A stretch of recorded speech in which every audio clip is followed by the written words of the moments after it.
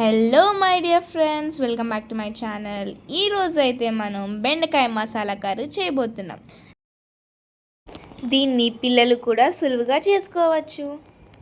దానికోసం మనం ఒక స్టవ్ ఆన్ చేసుకొని దాని మీద ఒక కళాయి పెట్టుకోవాలి. కడాయిని బాగా వేడి చేసుకోవాలి. కడాయి బాగా వేడయ్యాక అందులో 3 టేబుల్ స్పూన్స్ ఆఫ్ ఆయిల్ వేసుకోవాలి. ఆయిల్ బాగా వేడైన తర్వాత ముందే కోసి పెట్టుకున్న బెండకాయ ముక్కల్ని ఆ నూనెలో వేసుకొని బాగా వేయించుకోవాలి.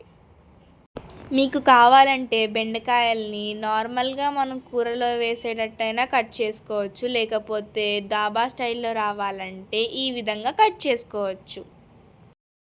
ఇప్పుడు ఈ బెండకాయ ముక్కల్ని 2-3 నిమిషాల వరకు దోరగా వేయించుకోవాలి. ఆ బెండకాయలు దూరగా వేగిన తర్వాత వాటిని తీసి మరొక గిన్నెలోకి వేసుకోవాలి.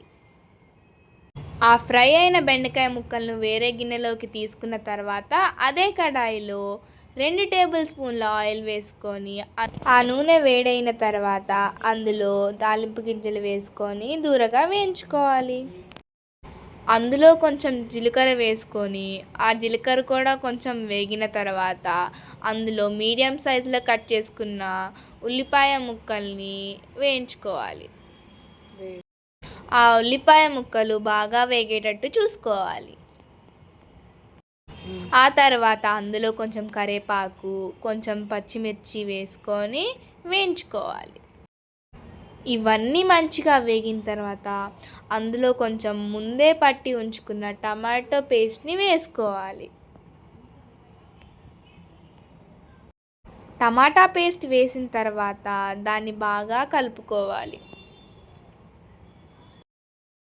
ఆ టమాటా పేస్ట్ మంచిగా ఉడికిన తర్వాత అందులో కొంచెం గరం మసాలా, ఉప్పు, కారం, పసుపు వేసుకొని బాగా కలుపుకోవాలి.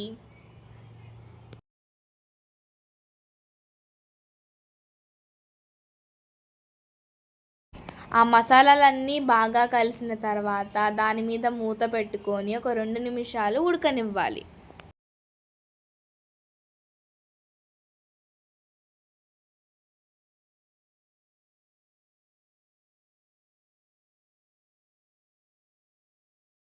ఆ తర్వాత ఉండలు లేకుండా ఒక కప్పు పెరుగుని తీసుకొని ఆ పేస్ట్లో వేసుకొని కలుపుకోవాలి.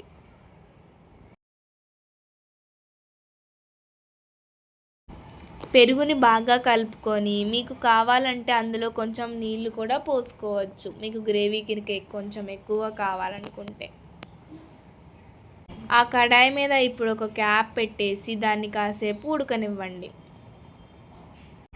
ఆ తర్వాత ముందే ఫ్రై చేసి పెట్టుకున్న బెండకాయ ముక్కల్ని ఈ మిశ్రమంలో వేసుకొని బాగా కలుపుకోవాలి.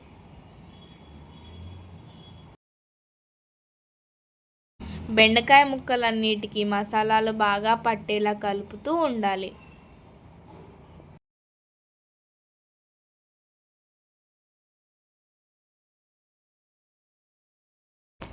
మీకు కనుక ఇంకొంచెం గ్రేవీ కావాలనుకుంటే కొన్ని నీళ్ళు కూడా పోసుకోవచ్చు. నీళ్ళు పోసుకొని బాగా కలుపుకొని ముక్కలన్నిటికీ మసాలాలు పట్టేలా కలిపి తర్వాత దాని మీద ఒక మూత పెట్టుకొని ఒక 5-6 నిమిషాల పాటు ఉడికించుకోవాలి. 5 నిమిషాల తర్వాత మూత తీసి అందులో మీకు కావాలంటే కొంచెం కసూరి మేతి వేసుకొని, లేకుంటే లాస్ట్కి కొంచెం మెంతుల పొడి అయినా వేసుకొని బాగా కలుపుకోవాలి. అలా దాన్ని బాగా కలుపుకున్న తర్వాత మనకి ఆఖరికి కొంచెం కొత్తిమీర వేసుకొని బాగా కలుపుకుంటే ఇంకా అంతే, మన రుచికరమైన దాబా స్టైల్లో చేసుకున్న బెండకాయ మసాలా కర్రీ రెడీ అయినట్టే. దీన్ని మీకు కావాల్సింటే అన్నంలో అయినా కలుపుకొని తినొచ్చు, చపాతీలో అయినా పెట్టుకొని తినొచ్చు, లేకపోతే బిర్యానీలోకి గ్రేవీ లాగైనా తినొచ్చు. మీకు ఈ కర్రీ నచ్చినట్లయితే please like, share and subscribe to my channel. Thank you.